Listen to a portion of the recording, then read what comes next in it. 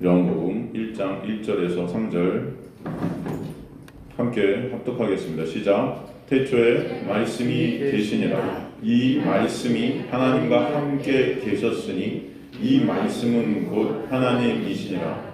그가 태초에 하나님과 함께 계셨고 만물이 그로 말미암아 지은 바 되었으니 지은 것이 하나도 그가 없이는 된 것이 없느니라. 아멘. 하나님 감사합니다. 오늘도 생명의 진리의 말씀을 통해서 말씀 되신 예수 그리스도의 놀라운 그 은혜와 사랑을 깨닫고 아는 자들 되게 하시고 생명은 오직 예수 안에 있음을 절실히 깨닫는 여기 있는 주님의 백성들 될 수 있도록 역사하시고 이끌어 주옵소서.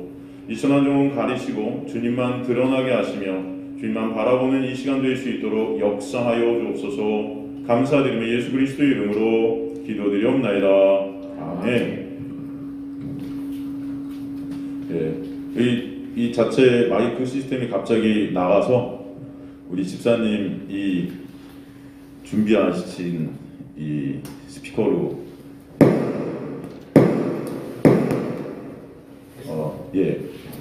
우리 저희 말씀을 듣겠습니다. 여러분 다 괜찮으시죠? 예. 되게 성능이 조그만 게 되게 좋네요. 역시 비싼 거. 비싼 것 같아요. 너무 제 소리가 좋게 들리는 것 같아요. 이거보다 더 좋은데요? 이거 두 개 큰 거보다? 감사합니다. 이럴 줄도 알고 주님께서 예비해 주신 줄 믿습니다. 감사하네요. 다 잘 들리실 줄 알겠습니다. 우리가 지난주에 태초에라는 어떤 이 태초에라는 단어를 통해서 이 단어가 똑같이 쓰이고 있는 이 요한복음과 창세기 이 대조에서 그 창세기의 그 불완전한 창조가 예수 그리스도로 완성이 되는 그림들을 우리가 살펴보았습니다. 왜 천지가 창조가 되었던 창세기의 그 창조의 역사가 왜 불안한 것인가? 왜 불완전한 창조인가? 여러분 그 이유를 다 아실 줄 저는 믿습니다. 왜 그렇죠? 그 창조라는 것은 이제 아담의 불순종으로 말미암아 죄가 들어와서 사실은 어둠이 깔리게 된 창조가 되어버린 거예요. 사실 그 불완전한 창조를 갖다 이미 창세기 1장 1절에서 3절을 통해서 우리에게 비춰주시고 계신 것을 알 수 있죠. 그 이유가 뭡니까? 창세기 1장 1절에 보면은 하나님께서는 이미 천지를 갖다가 천지 창조를 완성하신 거예요. 사실은 보세요. 1장 1절 보면 태초에 하나님이 천지를 창조하시니라. 창조하셨죠. 완료됐습니다. 천지가 창조됐어요. 근데 여기서 그러면 완료된 것으로 끝나면 좋은데 2절로 딱 가보세요. 2절이 어떻게 됩니까? 땅이 혼돈하고 공허하고 흑암이 깊음이 있고 하나님의 영은 수면이 운행하시더라. 어떻습니까? 혼돈, 공허, 흑암. 천지가 창조가 되었는데 거기서 완료된 천지 창조가 아니고 혼돈, 흑암, 공허, 무질서의 세계 가운데 있다는 거예요. 창조가. 그러므로 3절에 보면 이런 세계를 회복시키시는 하나님의 역사를 보여주시죠. 3절에 가보면 하나님이 이르시되 빛이 있으라 하시니 빛이 있었고 이런 혼돈, 공허, 흑암을 갖다가 회복시키시는 진짜 창조를 갖다 하시는 거죠. 그래서 여러분 성경을 보면서 우리는 창조하면은 첫 창조와 둘째 창조가 있음을 아셔야 돼요. 뭐가 있다?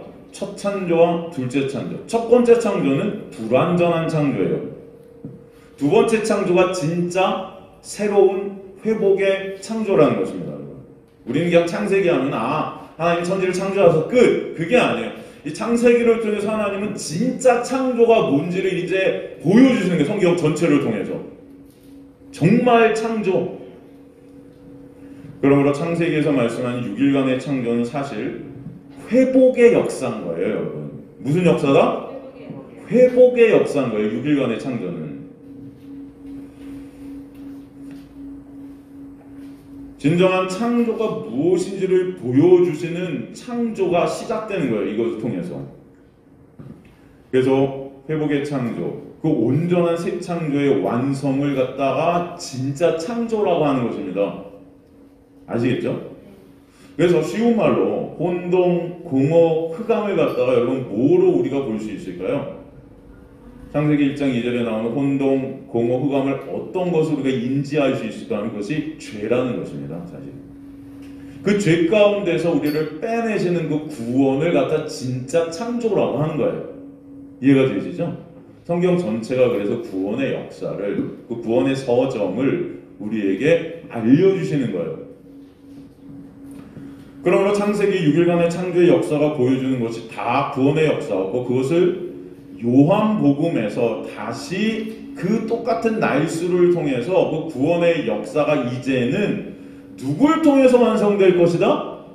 예수를 통해서 완성될 것이다 라는 것을 설명하는 거예요. 그러니까 성경 전체는 그 예수를 통해서 완성하시는 그 구원의, 진짜 구원의 그 회복의 창조, 그것을 우리에게 알려주심으로 말미암아 예수로 통해서 완성되어지는 그 과정 속에서 비춰지는 하나님의 놀라운 그 영광, 그 하나님의 놀라운 은혜, 그 사랑을 우리가 알길 원하시는 거예요.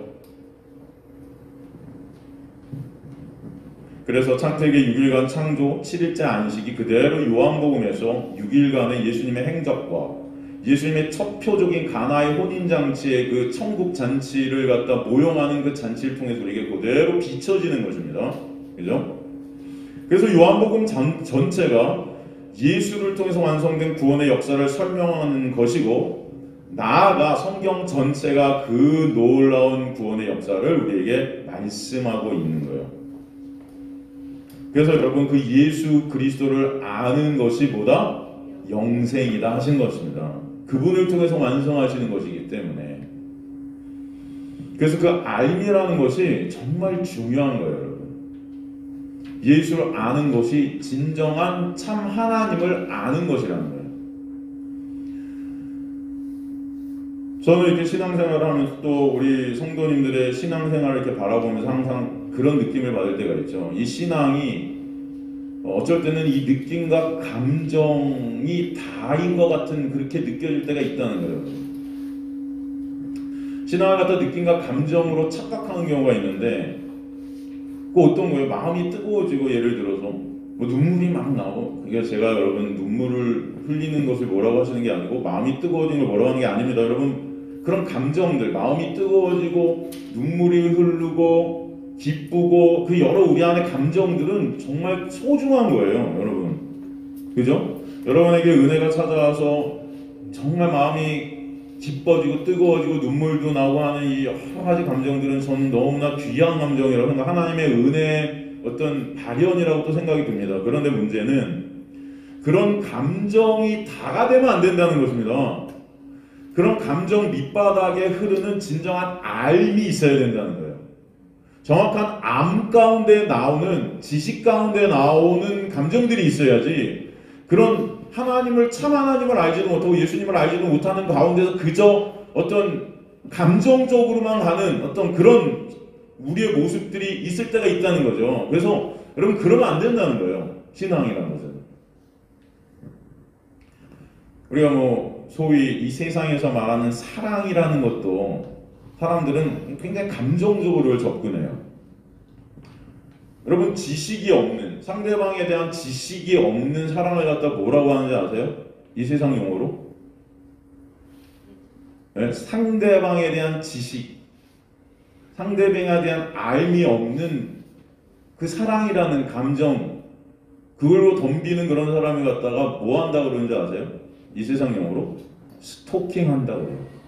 들어보셨어요? 스토킹? 상대가 뭘 좋아하는지도 모르고 상대가 뭘 원하는지도 모르고 그저 일방적으로 내가 원하는 것들을 사랑이라는 이름 아래 그냥 들이대는 거예요. 막. 이게 사랑이야. 그래서 난 널 사랑해. 이거는 상대를 괴롭히는 것입니다. 그쵸? 어떻게 생각하세요? 그런 지식 없는 스토킹적 사랑을 신학적 용어로 뭐라 그러는지 아세요? 이 세상에서 벌어지는 그런 지식이 없는, 상대방에는 지식이 없는 그런데 이기적인 욕망에 사로잡힌 어떤 그런 감정적인 그런 스토킹적 사랑을 신학적 용어로 미신이라고 그래요. 이해가 되세요, 여러분? 미신 들어보셨죠? 미신. 그저 물 떠놓고 비나이다 비나이다 천지신명께 비나이다. 내가 원하는 거 주세요. 내가 이거 드릴 테니까. 내 정성, 내가 당신께 이렇게 돈, 내 시간 갖다 바칠 테니까 내가 원하는 거 주세요. 그 사람들은 그것을 갖다 하나님을 난 사랑해요 라고 말해요. 사랑인 줄 알아요. 그게 하나님 사랑합니다. 이게 다 출애굽기에서 우리에게 보여줬던 금송아지 사건 아니겠습니까? 여러분, 하나님에 대한 참 지식, 예수에 대한 참 알미 없는 상태에서 오는 이 모든 것들은 그것을 미신이 돼버리는 거예요. 그저 내가 원하는 것을 하나님 통해서 가져보고자 하는 인간적, 육적 욕망에 그치는 것입니다. 그래서 하나님을 알지 못해서 인간들이 망한다 그러는 거예요. 호세에서 그잖아요. 그래서 하나님을 알라 그러는 거예요. 예수 그리스도를 아는 것이 영생이라 그러는 것입니다. 여러분, 참 하나님을 말씀을 통해서 알아가시는 게 중요한 거예요. 그래서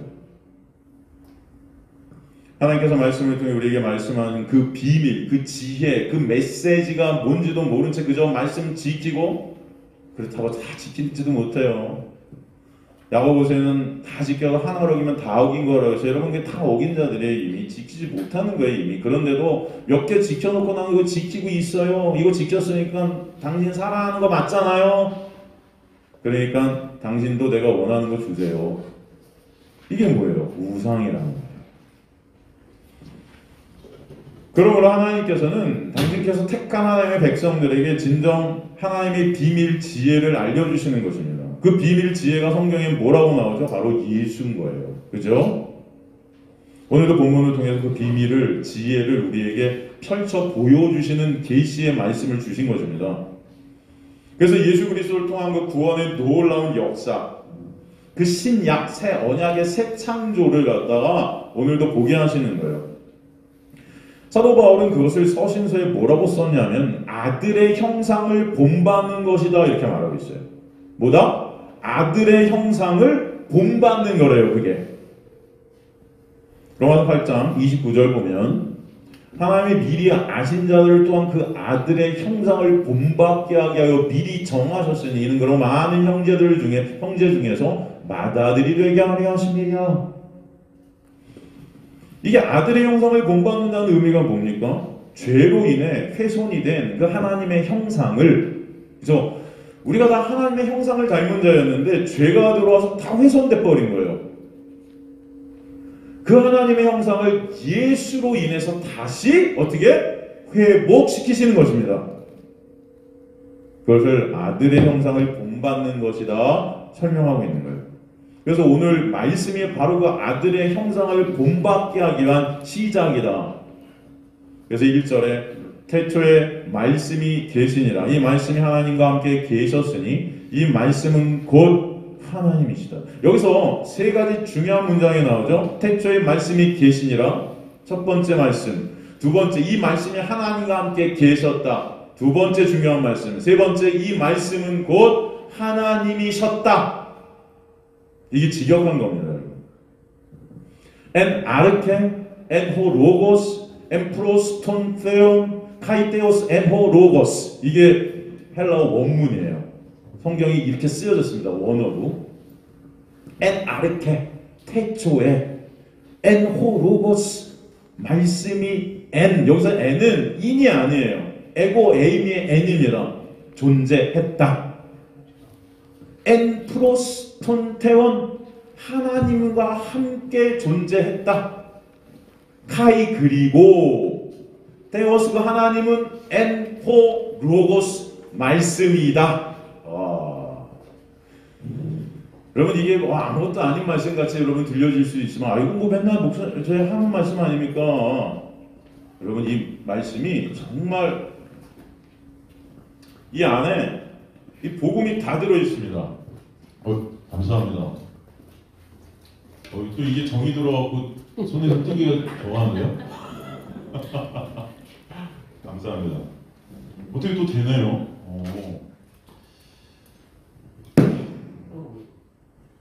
다 이렇게 되면 다른 데서는 이렇게 말할 수도 있는데 성령께서 임하셨네. 성령께서 임하셔서 이 마이크를 그냥 확 그죠? 할렐루야 하고 아멘하고 통성기도 한번 때리고 이게 가야 되는데 여러분 감사합니다. 이게 태초의 말씀이 계셔왔다예요. 직역을 하면 계셔왔다. 그리고 이 말씀이 하나님과 함께 계셔왔다. 그리고 이 말씀이 하나님이셨다. 이 에고에임이라는 말이 계속 n 이렇게 쓰이는 거거든요. 이게 뭐야? 나는 스스로 있는 자다. 그죠? 여러분? 이거 아시죠? 그게 있어 왔다.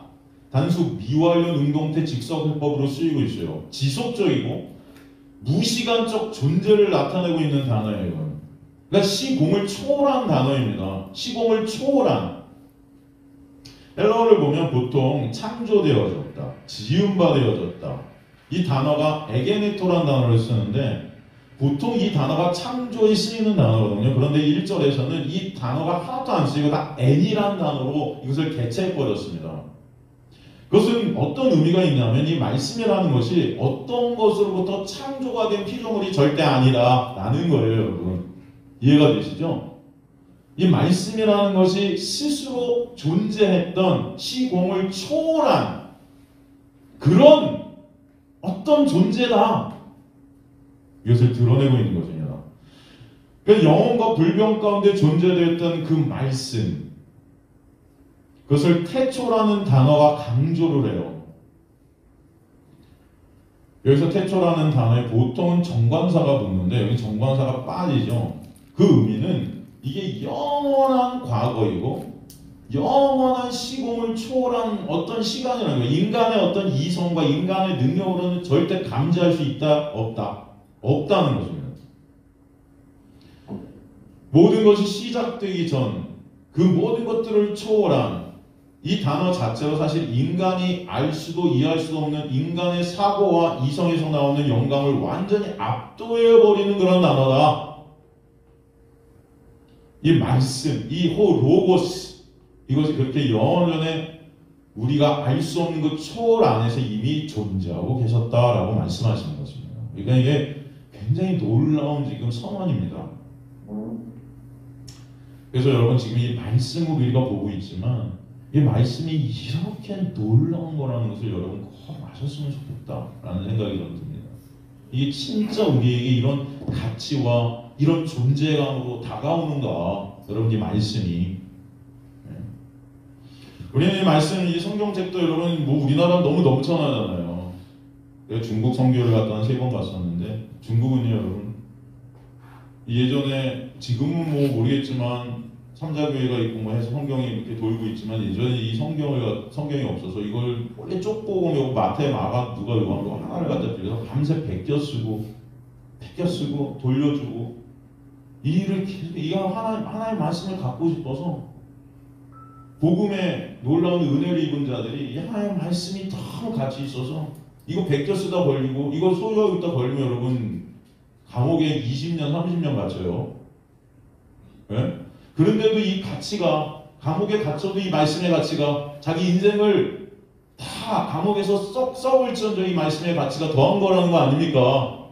그러니까 이거 빌려갖고 밤새 베끼는 거예요. 지금도 중국에 지하교회들이 있어요. 그래서 오늘 갔을 때도 그런 말씀 드리지 않았습니까? 거기는 이게 부흥회 같은 거 해도 여러분 어디서 오셨어요? 그러면은 제가 그런 말씀 어디서 오셨어요? 그러면 저기 어디서 그럼 거기서 여기 얼마나 걸려 오셨어요? 기차로 20시간 탔습니다. 다 뭐 17시간은 그냥 보통이에요, 여러분. 그렇게 와서 2박 3일 동안 밤새고 말씀을 들어요. 그러다가 그 말씀을 안타까워하면서 집으로 돌아가요. 이게 너무나 귀하니까. 그 말씀 좀 가르쳐주세요. 말씀 좀 우리 청년들을 목사님 잘 키워주셔서 오셔서 우리 말씀을 좀 가르쳐주세요. 말씀을 가르칠 사람이 없어요. 이단들이 진짜 많고요. 엉터리들이 너무 많아서 여러분 지금 이 시간이 얼마나 귀한 시간이 여러분 아셔야 될 텐데 이건 뭐 제 의의를 갖다 여러분 드러내는 게 아니고 그럼 이게 말씀을 정확히 우리가 배우는 이 시간이 정말 가치 있는 시간임을 여러분 아셨으면 좋겠다는 거예요. 그렇게 말씀을 배우고 싶어도 이 말씀을 읽고 싶어도 중국 고아원에 제가 한번 갔었는데 거기 어떤 아이는 초등학교가 2학년인가 로마서를 그냥 외워요. 왜? 걔가 눈이 안 보여요. 눈이 안 보이는데 이걸 갖다 어디서 배워? 이걸 다 손으로 이렇게 하고 다 외워버렸어요. 그냥 처음부터까지 다 외웁니다 여러분. 로마서. 여러분 요한복음 1장 1절이라도 외우셨으면 좋겠습니다. 태초에 말씀이 계시니라. 이 말씀이 하나님과 함께 계셨으니 이 말씀은 곧 하나님이시냐. 정말 저와 여러분의 삶 가운데 이 말씀이 가장 가치가 있어지는 역사가 있게 되길 전 간절히 소망합니다. 정말로요. 돈, 명예, 권력, 내 이익, 내 유익, 내 자랑 이런 것들이 말씀 안에서 다 삭제되어지고 내 육이라는 게 삭제되고 진짜 이 말씀이 여러분의 모든 전 가치가 되시는 털러한 역사가 있게 되기를 전 정말 소망합니다.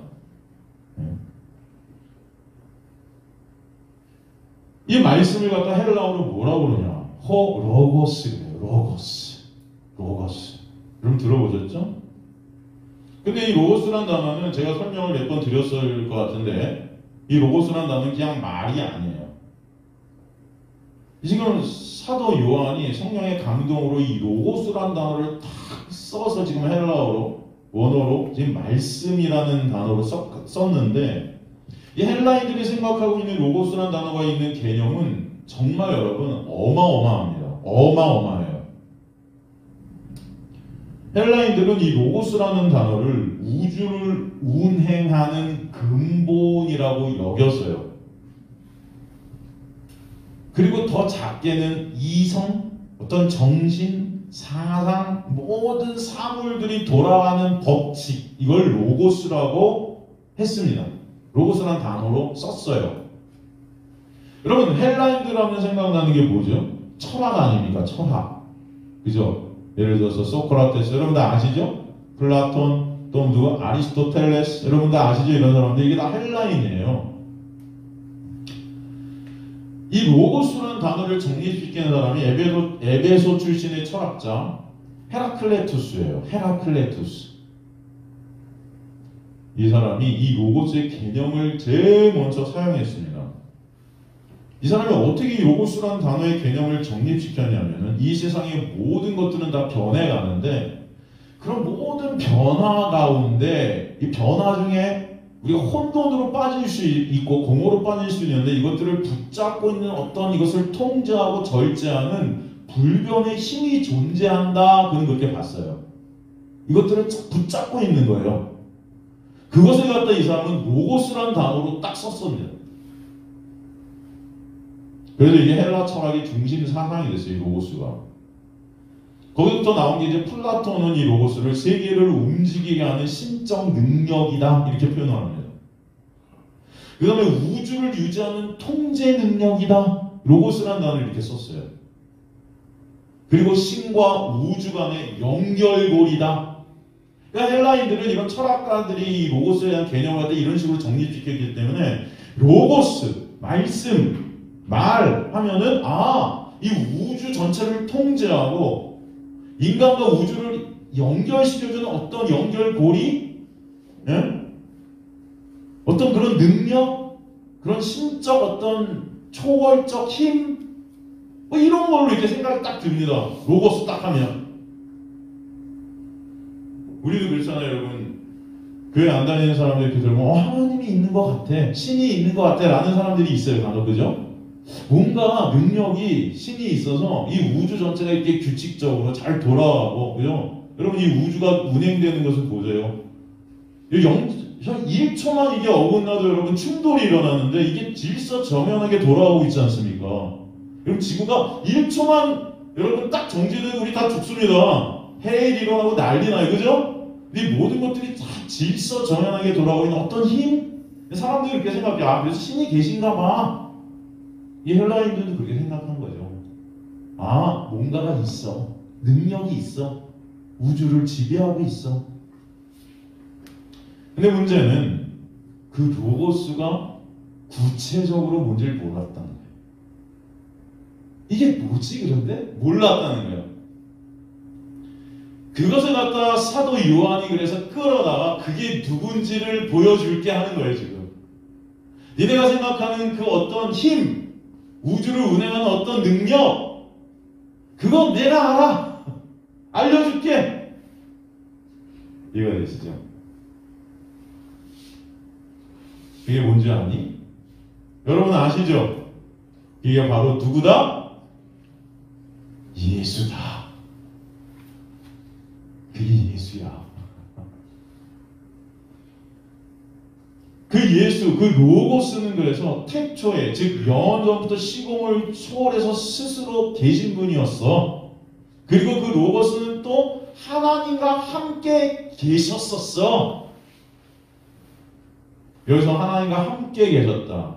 태초에 말씀이 계시니 말씀이 하나님과 함께 계셨다라는 함께라는 이 프로스라는 헬라어는 하나님과 함께 계셨다. 호로고스엔 프로스톤 테온 이렇게 되어 있는데 여기서 중요한 단어 이 함께라는 프로스는 함께가 아니에요. 원래 한국어 성경이 좀 이것을 제가 볼 때는 조금 다르게 해석하면 더 좋았을 것이다 라는 생각이 듭니다. 이거는 원래 진짜는 함께가 아니고 이 파라라는 헬라어인데 파라 정확한 우리말로 이것을 해석하면은 뭐뭐를 향하여예요. 뭐뭐를 향하여. 조금 더 나가면 서로 대면하여. 서로 대면하여. 좀 더 쉽게 말하면 서로 마주보고 있다. 서로 마주보고 있다. 이게 프로스예요. 여러분 서로 마주보고 있는 그 그림을 보면 여러분 어떤 생각이 들까요? 교제하다. 사귐을 갖고 있다. 교제하는 서로 마주보면서 여러분 서로 사랑을 나누는 그죠? 그런 어떤 관계 이해가 되십니까? 마주보는 거예요. 인격적 교제를 뜻합니다. 그러니까 말씀이 하나님 안에 계셨던 것이 아니고 하나님과 마주보며 서로 교제하며 독자적으로 존재했다. 이해가 되시죠? 그리고 그 말씀이 하나님과 함께가 아니고 아버지와 함께가 아니고 죄송합니다. 아버지와 함께가 아니고 하나님과 함께로 쓰여 있어요. 그 하나님과 동등하게 대면하고 교제하고 있다. 여기서 중요한 것은 또 말씀이 아버지와 함께 계셨다 이렇게 쓰였다면 성령은 배제될 수가 있는데 그렇게 쓰이지 않아서 성령도 함께 그 대면 서로 마주보는 교제 안에 거하고 있으면 은근히 뒤로 묘사하고 있는 것입니다. 그 말씀이 그러므로 뭐다? 하나님과 동일한 독자적인 존재인데 하나님과 같은 위치에서 서로 바라보고 교제하는 그런 관계의 하나님이다. 그래서 세 번째 중요한 단어 문장 Theos and Ho Logos 그 말씀이 곧 하나님이셨다. 근데 헬라 원문을 보면 우리나라 성경엔 말씀이 곧 하나님이시다 이렇게 되어 있지만 헬라 원문은 Theos 하나님이 맨 앞에 나와서 and Ho로 그 말씀이 하나님 하나님이심을 강조하고 있어요. 여러분 한번 잘 들어보시죠. 여기서 우리가 짚고 넘어가야 될 점이 하나가 있습니다. 성경을 우리가 잘 봐야 되고 제가 여러분들 원어 갖고 잘 이렇게 설명해 드리는 것은 이 안에 많은 의미들이 담겨 있기 때문이에요. 여기서 우리가 짚고 넘어가야 할 점이 하나가 있는데 여기서 말씀이 곧 하나님이시다에서 하나님 앞에는 헬라어 원어를 보면 관사가 붙어있지 않습니다.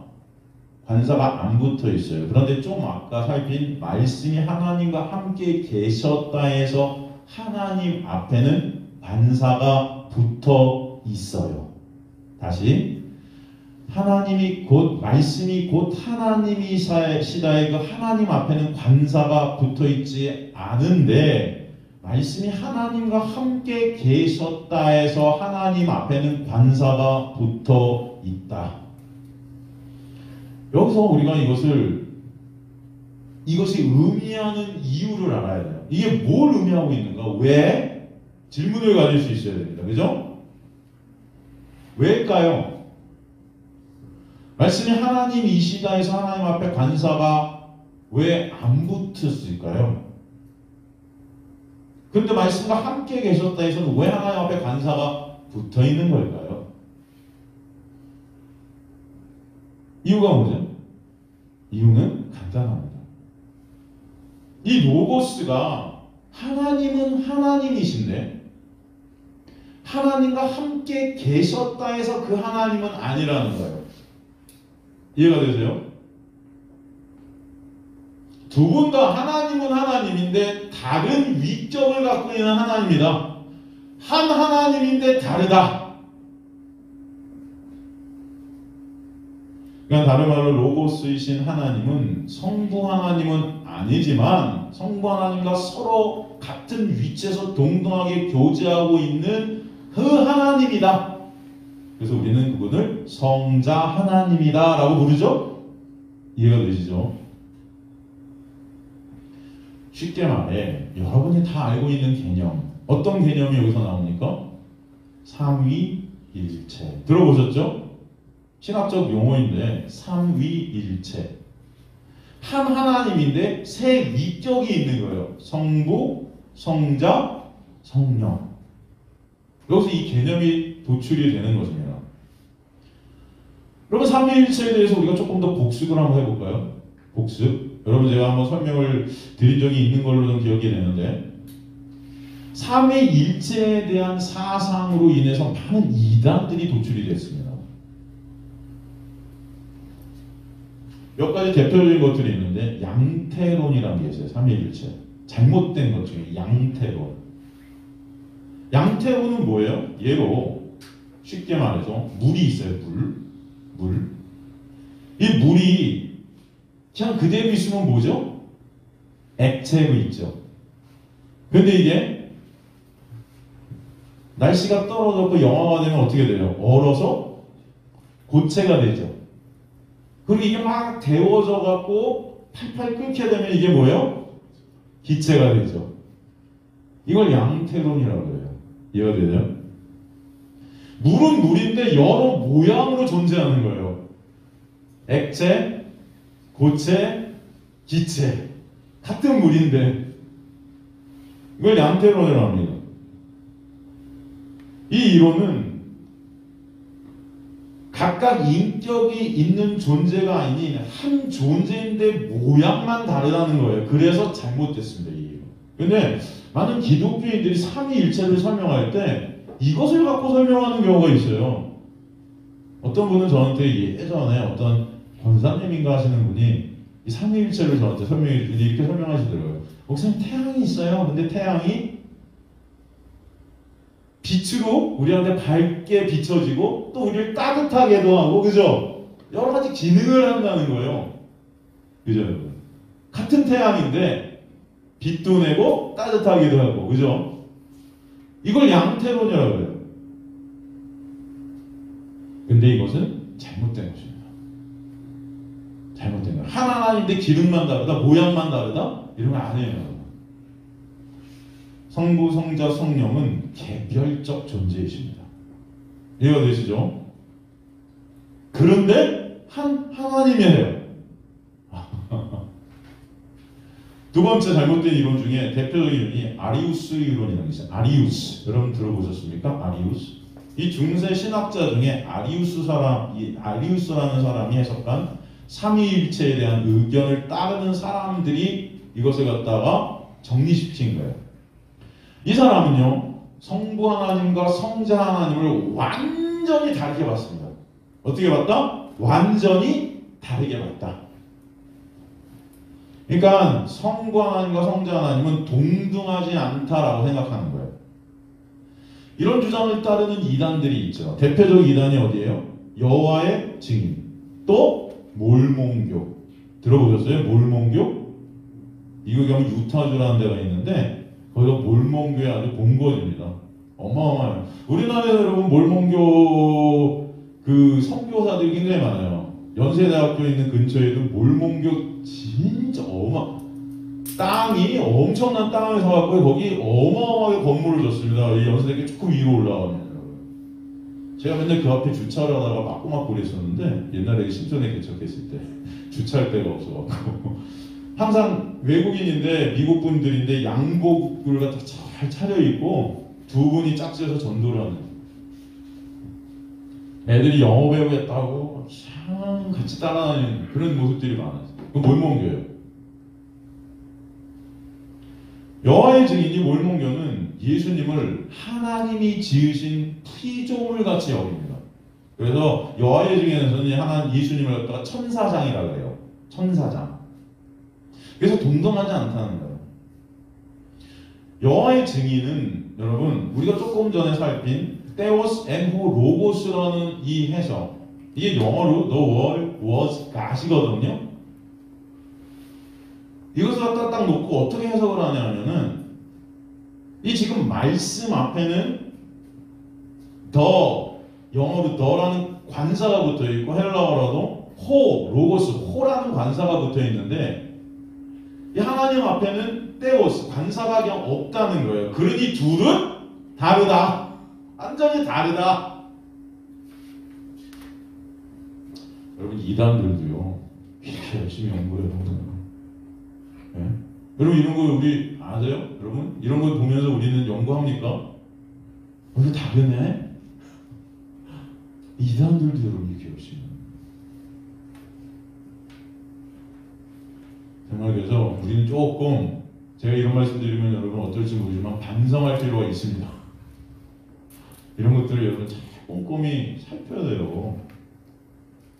물론 그들은 그렇게 연구해갖고 다 지네 이익을 삼아요.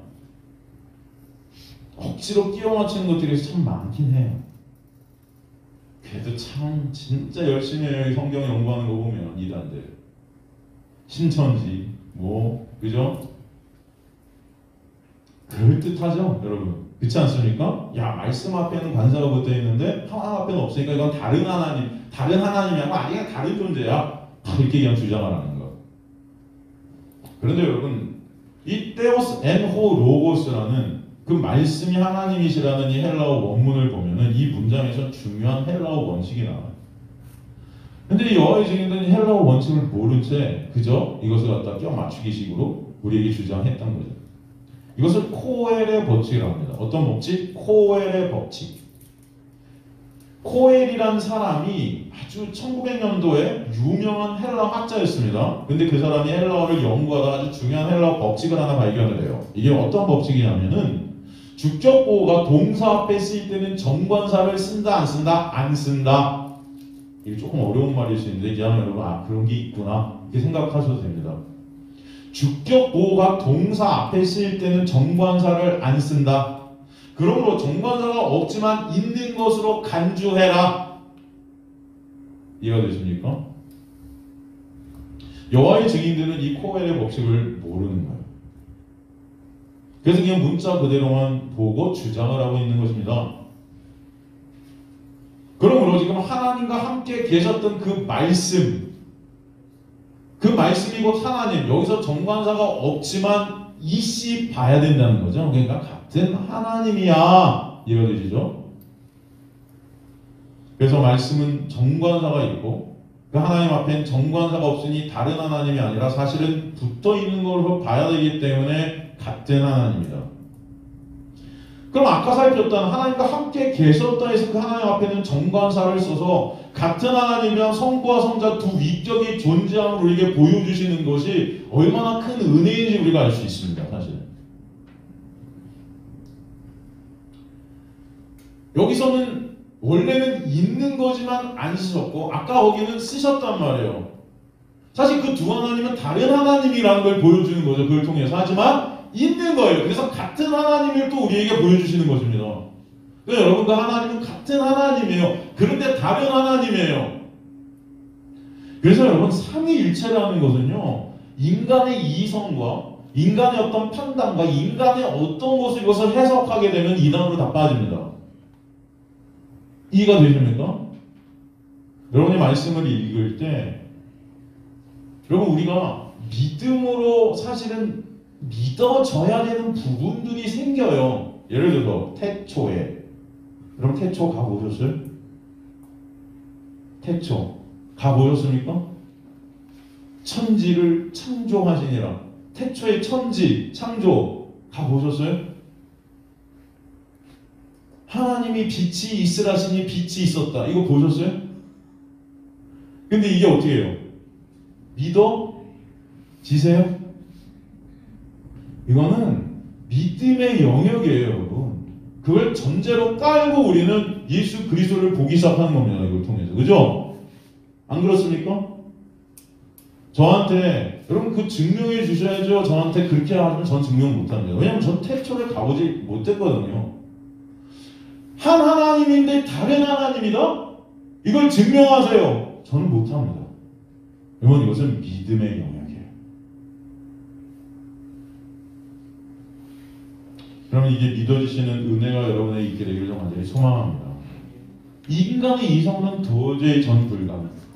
이걸 오히려 해석한다는 자체가 말이 안 돼요. 이해가 되시죠, 여러분? 여호와의 증인이나 이 몰몬교 이들이 왜 이렇게 삼위일체 즉 예수님께서 하나님 되심을 부인하는가? 왜냐하면은 이 교주들을 예수님과 같은 반열에 올려놓고 싶은 거예요. 예수님도 피조물이니까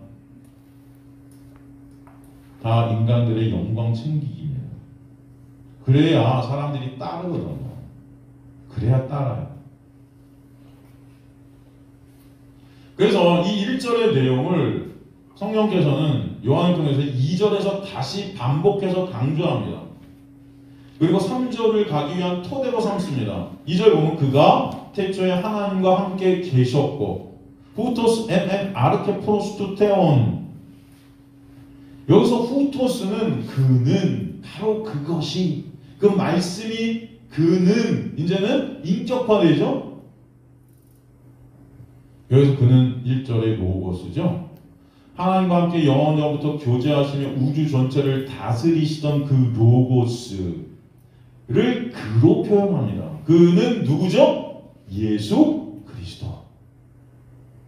그러니까 요한은 지금 로고스라는 헬라어 말씀이죠. 그러나 헬라인들이 생각하는 이 우주를 붙잡고 있었던 운행하고 있었던 이 초월적 능력 그 힘이 바로 예수임을 선포하는 것이에요. 누구다? 예수다.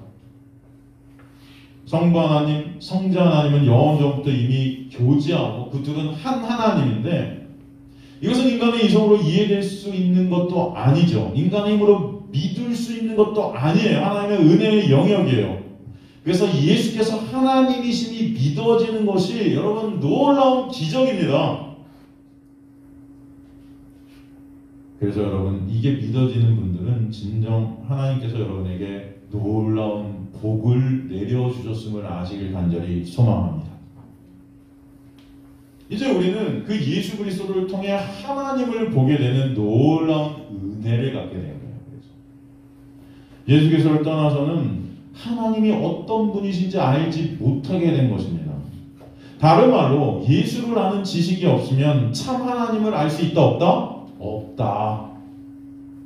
그래서 영생을 유일하신 참 하나님과 그가 보내신 자 예수 그리스도를 아는 것이라 말씀해 주시는 것입니다. 그리고 그 말씀이신 하나님께서 예수님께서 말씀이신 그 예수님께서 어떤 일을 하셨는지 3절에 가보면요. 3절에 가보면 뭐라고 그러시죠?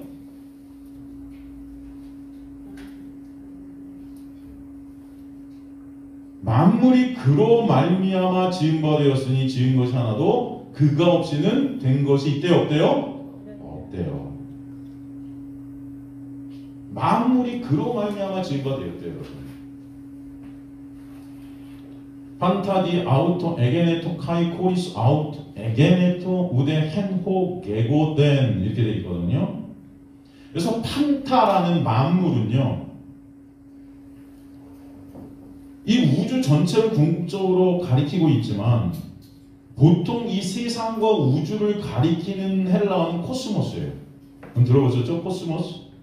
근데 여기서 이 단어를 코스모스로 안 쓰고 만물이라는 단어를 판타라는 헬라어로 썼거든요. 그 이유가 무엇인가 하면은 전체적인 만물보다도 이 세세한 모든 만물을 가리키는 거예요. 이 판타는 아주 세밀한, 더군다나 이 판타 앞에 관사가 빠져 있습니다. 관사가 빠져 있다는 것은 여러분 진짜 조그만 그 어떤 것도 다 시공을 초월해서 과거, 현재, 미래 그 모든 만물 안에 작은 것 하나하나까지 다 가리키는 거예요.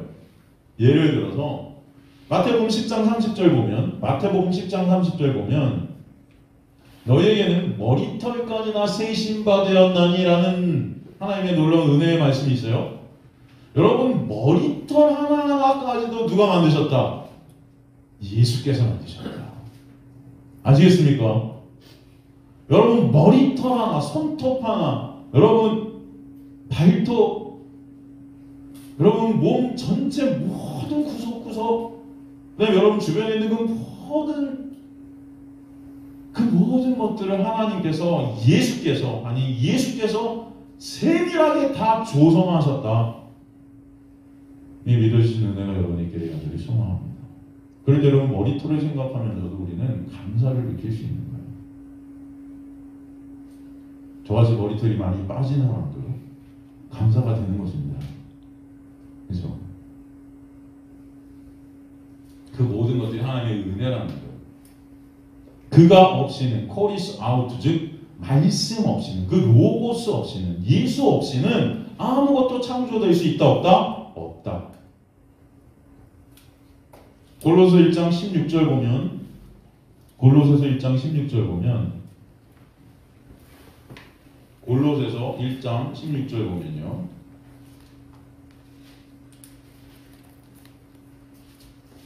만물이 그에게서 창조되되 하늘과 땅에서 보이는 것들과 보이지 않는 것들, 혹은 왕권들이나 주권들이나 통치자들이나 권세들이나 만물이 다 그로 말미암고 그를 위하여 창조되었고, 모든 만물이 그에게서 창조됐고 그로 말미암아 창조되었고 또 그를 위해 창조됐어요. 여러분의 창조 목적은 누굴 위해서? 예수님을 위해서, 예수님의 영광을 위해서. 이것을 잊지 마십시오.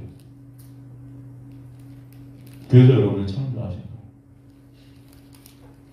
그래서 지금 이 시간도 여러분에게 이 말씀을 여러분과 함께 나누게 하시는 겁니다. 예수라는 이 말씀의 로고스를 우리가 연구하게 하시고 공부하게 하시는 거예요. 말씀을 통해 예수를 보게 하시는 은혜가 창조의 역사라는 것입니다, 여러분.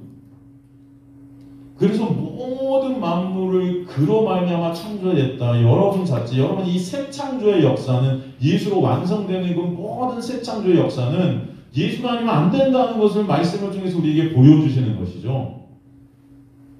그래서 예수 아는 것이 영생이다.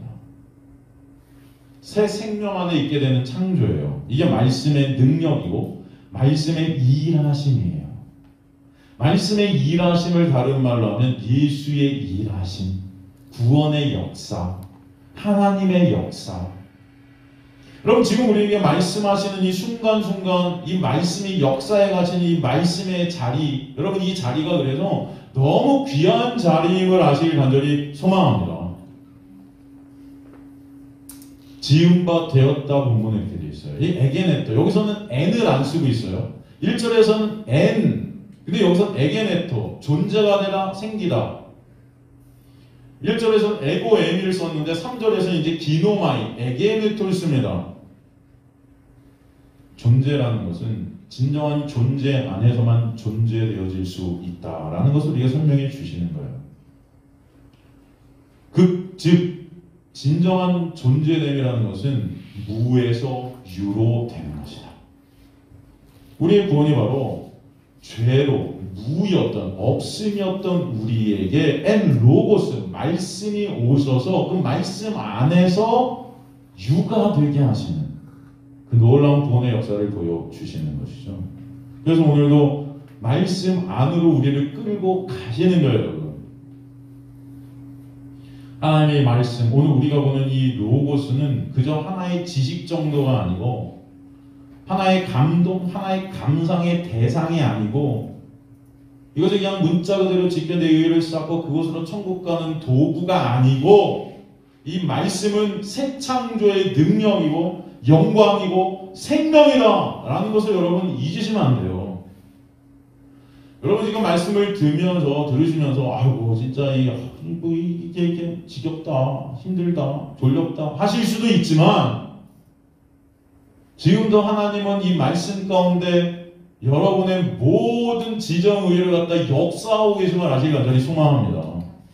지금도 이 시간에 성령께서 우리 안에서 말씀이신 예수를 조금이라도 알게 하시는 이 새 창조의 역사를 말씀 안에서 일으켜 가시고 우리의 모든 것들을 새롭게 하시고 계신 거예요, 여러분. 이 시간에 우리는 우리 눈에 안 보인다고 여러분 뭔가 안 일어나는 것 같지만 지금도 여러분 안에서 이 변화를 일으키고 계신 거예요. 말씀으로. 말씀을 듣는 이 순간순간을 통해서 여러분 인생 가운데 가장 큰 소용돌이를 이 시간에 일으키고 계신 것이에요. 사실 그것을 아셔야 돼요. 이 말씀의 능력이 뭔지를. 요즘은 잔소리를 하면 꼰대라고 하는데 그래서 저도 나이가 들면서 잔소리를 안 하려고 노력하는데 이제 힘이 점점 빠져서 잔소리도 옛날같이는 안 나와요. 여러분 진정 말씀이 정말 생명임을 여러분 아시길 간절히 저는 소망해요. 진정 말씀 우리의 전 가치임을 여러분 이 체험되어지길 간절히 소망합니다. 여러분 저는 이 말씀이 역사하고 여러분이 이 말씀을 알 때 인간들은 이 말씀 앞에서 정말 내가 누구나 내가 없음이구나가 깨달아져요. 그럴 때 이 말씀의 일하심, 말씀의 능력, 이 말씀만이 남게 돼 있습니다. 이게 말씀은 곧 누구예요? 예수잖아요. 예수만 남게 돼 있다는 거예요. 아, 예수의 일하심, 예수의 그 십자가가 아니면 나는 끝이구나. 인간들은 다 가인의 제사를 드리길 원해요. 내가 정성스럽게 준비하고 내 힘과 노력으로 이렇게 드리면 하나님께서는 기뻐하시겠지. 그래서 내 의를 쌓아서 하늘나라에 난 들어갈 수 있을 거야. 이게 가인의 제사예요. 근데 하나님이 그거 받으세요? 안 받으세요? 안 받으세요. 그걸 갖다 말씀을 통해 우리에게 보여주셔서 누구가 아니면 안 된다는 거예요. 예수가 아니면 안 된다는 거예요. 그죠? 그 말씀의 일하심이 아니면 여러분의 행위로는 절대 안 된다라는 것을 말씀의 능력 가운데 우리에게 보여주시는 거거든요. 그래서 여러분이 진정 말씀을 아는 것, 그 말씀의 일하신 그 예수 그리스도를 아는 것, 일하심을 아는 것, 이럴 때 우리는 자기 부인의 자리로 끌려갈 수밖에 없는 것입니다. 저는 안 되네요, 주님. 주님의 능력, 말씀의 힘, 말씀의 일하심이 아니면 저는 주님 앞에 설 수 없는 자 맞습니다. 그래서 여러분 지금 이 시간 이 말씀이 일하시고 계신 거예요.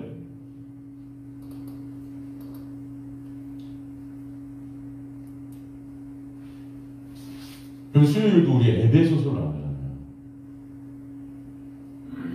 얼마나 감사한지 몰라요. 전 에베소서를 너무 좋아하는데 여러분 그러니까 좀 오세요. 주일만 일요일만 오시지 말고 수요일도 좀 오세요. 원래 힘드시고 어려우시고 하는데 준규야 수요일날 8시에 너 뭐해? 어? 알바 할 수 없지. 없나? 만만한? 옛날에 성교 설교할 때는 여기 제가 청년 사역을 오래 했잖아요. 청년들 설교할 때는 막 너 뭐해? 너 뭐해?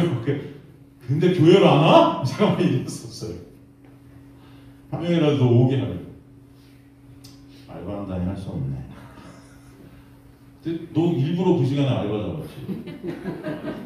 어? 솔직히 말해봐. 아니야? 근데 내가 조사해 볼 거야, 너. 이런 식으로, 이렇게. 여러분, 이거 진짜 아니고, 이렇게 했어요. 어제 다 했는데. 저희도 좀 오세요. 아 지금 수요일날 예배 오시는 분이 이거 또 꼰대. 이 두 분이에요, 두 분. 여러분 코로나 전에 수요일날 오시는 분들이 열 몇 분이 15분이셨어요.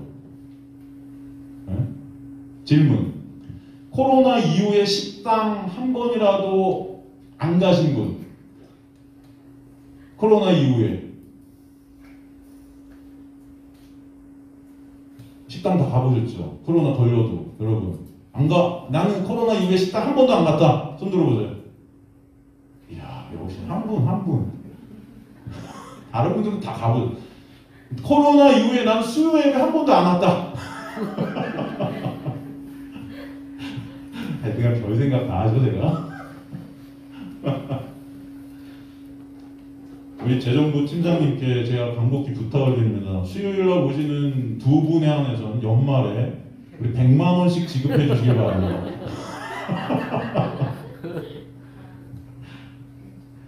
아 용돈을 좀 드리면 오실까? 여러분 이제 비대면 예배에서 대면 예배로 변했는데 10% 좌석도 10% 드릴 수 있다고 그러잖아요. 여기는요 여러분 좌석 갖다 쫙 넣으면 200석은 나요.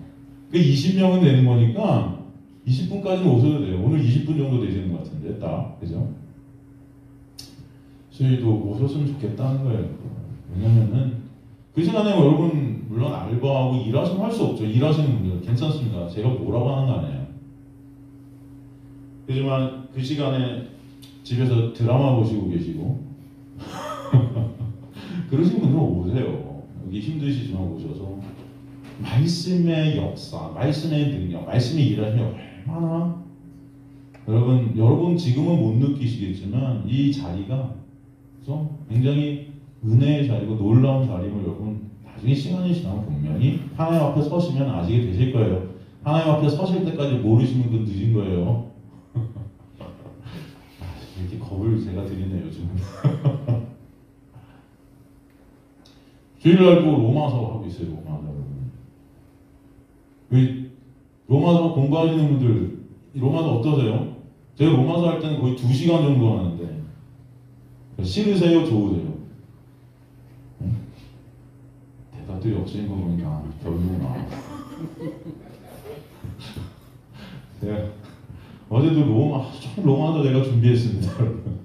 목, 금 이틀 동안 하루 종일 여러분 요한복음 준비했고 여러분 요번 학기에 저 신학교에서 또 강의를 나오라고 그러는데 제가 고민하고 있어요. 아직 대답을 안 했습니다. 대답을 벌써 해서 더 올라갔어야 되는데 왜 대답 안 한 줄 아세요? 이런 말씀드리면 제 의의 드러내는 거라 이게 참 여러분께 더 좋은 말씀을 어떻게 하면 연구해서 드릴까 하는 이 시간이 아까워서 이제 월요일날 나오면 3시간을 가서 강의를 해야 되는데 신학교 가서 그거 안 하려고 하고 있어요 지금. 그런데도 한편에 또 전도사들도 이 말씀을 알면 얼마나 좋을까 하는 마음이 있어요 저는 사실은.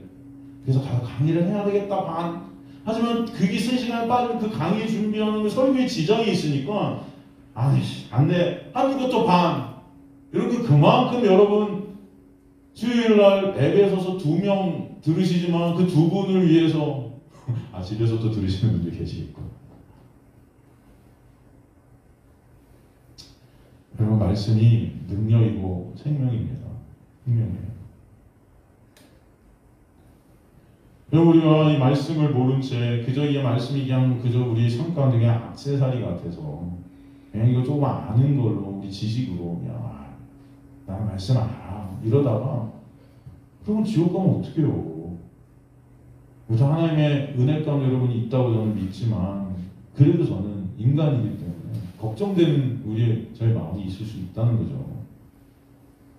다 사라질 것들이에요. 이 세상 것들. 성경은 그러죠. 이 세상 모든 것들이 사라져도 말씀은 영원하리라. 뭐가 영원하다? 말씀은 영원하다. 여러분 뭐가 진짜 가치 있고 중요한지 꼭 아셨으면 좋겠어요.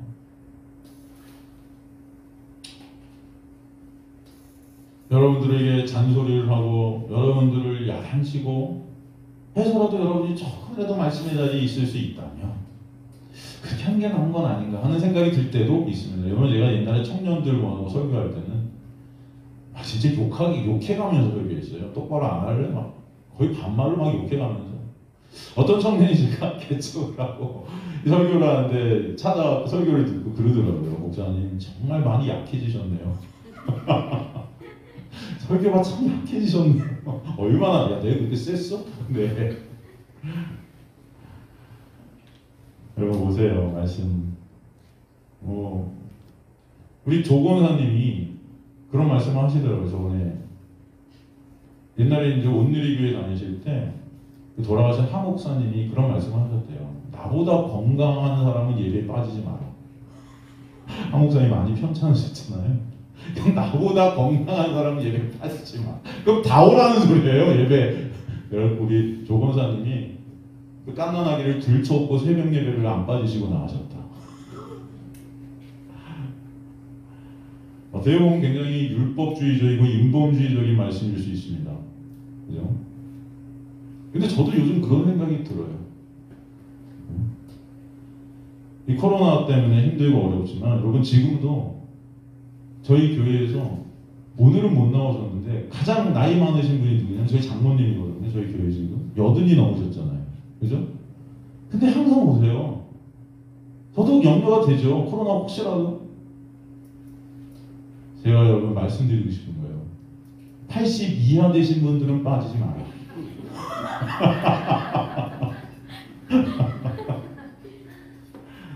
하여튼 오늘 제가 별말을 다 하네요. 죄송합니다. 율법주의로 가야 되나? 이 예배 안 빠지면 이 땅 가운데 삼박자 축복을 받는다. 그럼 여러분 예배 나오실까요? 정말 그런 생각이 들 때가 있어요. 이건 여담이지만 제가 저기 나왔었잖아요. 여러분 어디지? 새롭게 하소서. 예전에 제가 새롭게 하소서 만약에 제가 복음을 모르는 상태에서 새롭게 하소서를 나갔으면 아마 새롭게 하소서 조회수가 지금의 10배 됐을 겁니다. 제가 무슨 말씀 드리는지 이해가 되세요? 제가 새롭게 하소서 나가서 간증하는 거 보면 진짜 재미없더라고요. 제가 봐도. 근데 여러분 옛날 같았으면 저 그렇게 안 해요.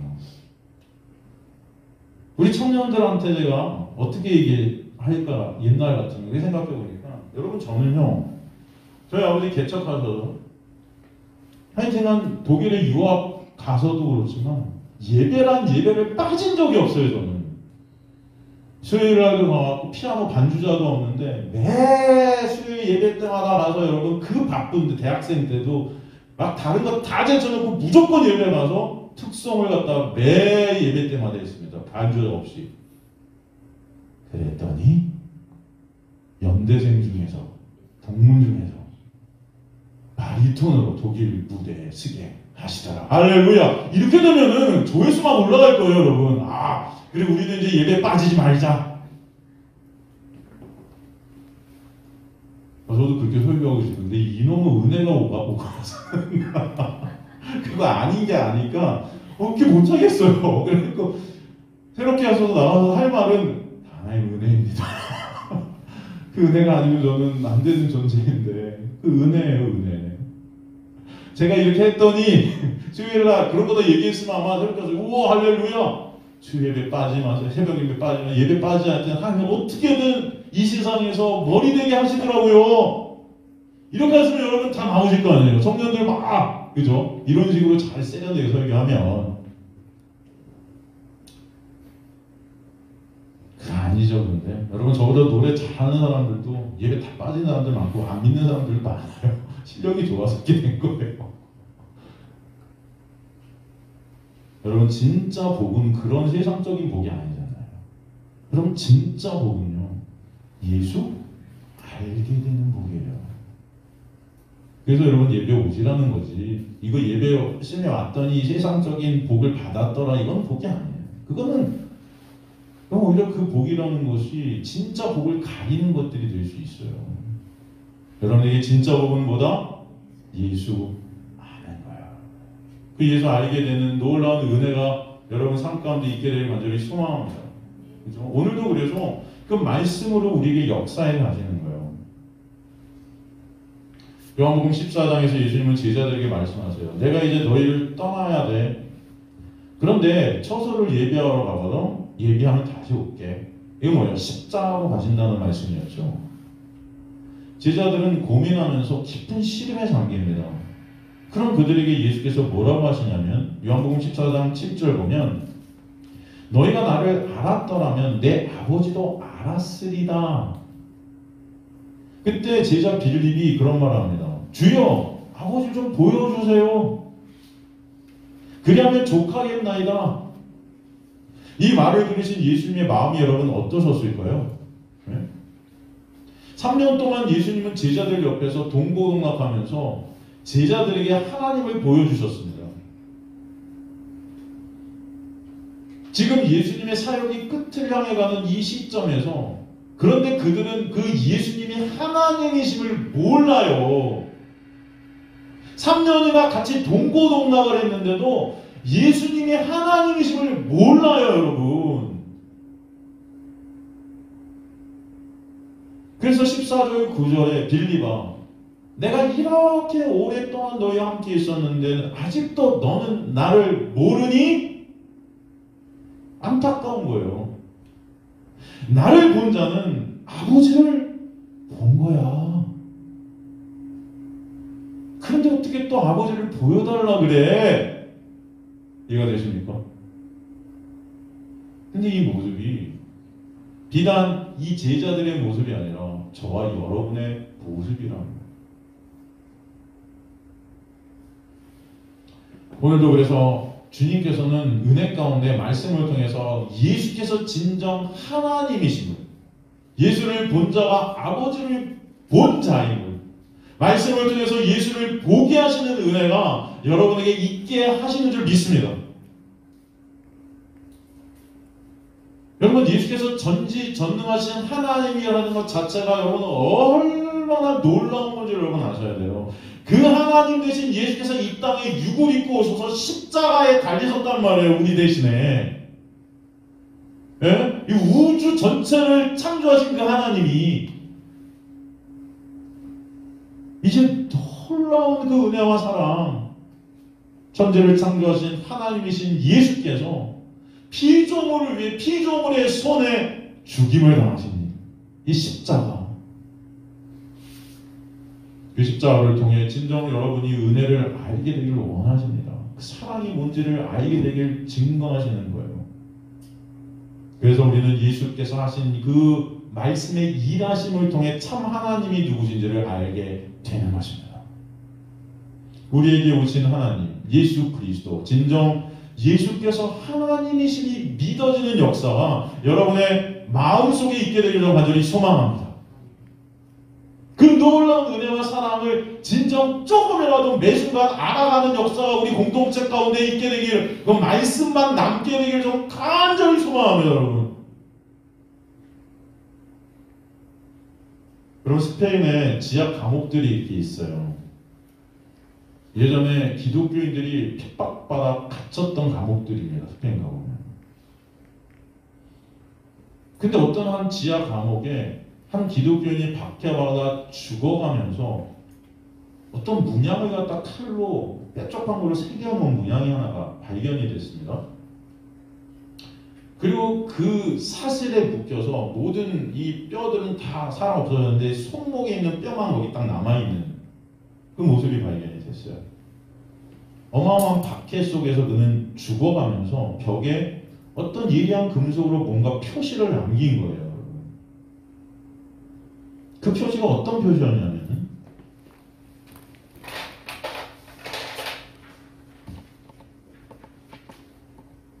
이 표시였습니다. 이게 뭐예요? 네? 십자가죠. 십자가 표시를 남겼어요. 근데 이 표시만 남긴 게 아니고 여기다 글을 써놨어요.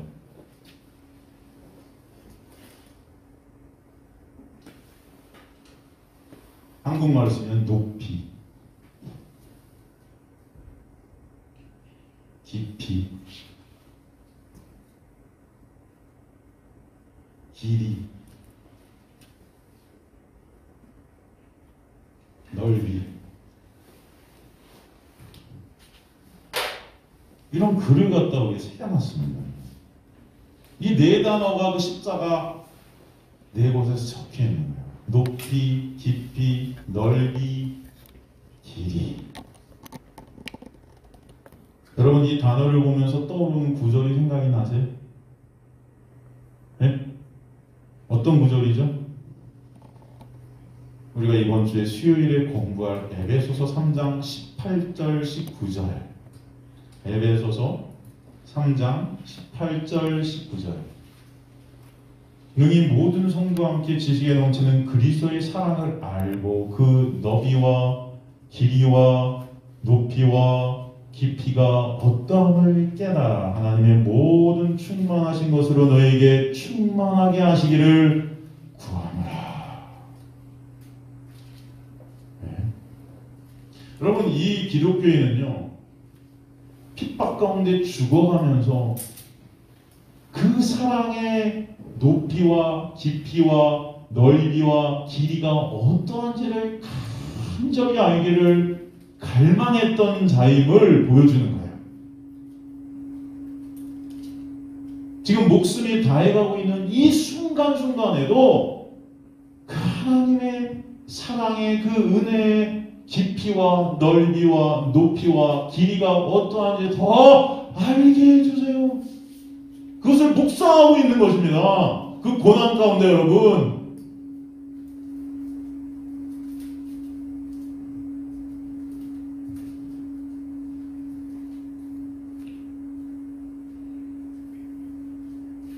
저는 우리 공동체가 어떤 상황 속에서도 예수 그리스도의 그 놀라운 은혜, 깊이와 높이와 넓이와 길이를 더 알게 해달라는 그런 갈망이 여러 번 안에서 있게 되는 은혜가 있게 되길 간절히 소망합니다. 하나님께서는 오늘도 예수 그리스도의 그 놀라운 십자가의 영광, 그 사랑과 은혜의 높이, 깊이, 넓이, 길이를 말씀을 통해서 여러분 안에서 회오리쳐 가시며 요동치게 하시는 것임을 저는 믿습니다. 사람들은 예수님의 공생애 동안 예수님께 와서 물어요. 사람들끼리 서로 물어요. 야, 저가 누구야? 저 예수가 누구니? 저가 누구길래 저 폭풍까지도 잠잠한 거야?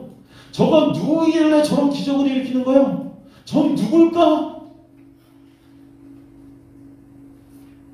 예수 그리스도가 여러분에게 누구십니까? 여러분의 인생 가운데 진정 여러분의 가슴속 깊은 곳에서 동화의 고백이 터져나오길 좀 간절히 소망합니다. 예수는 나의 주, 나의 하나님이십니다.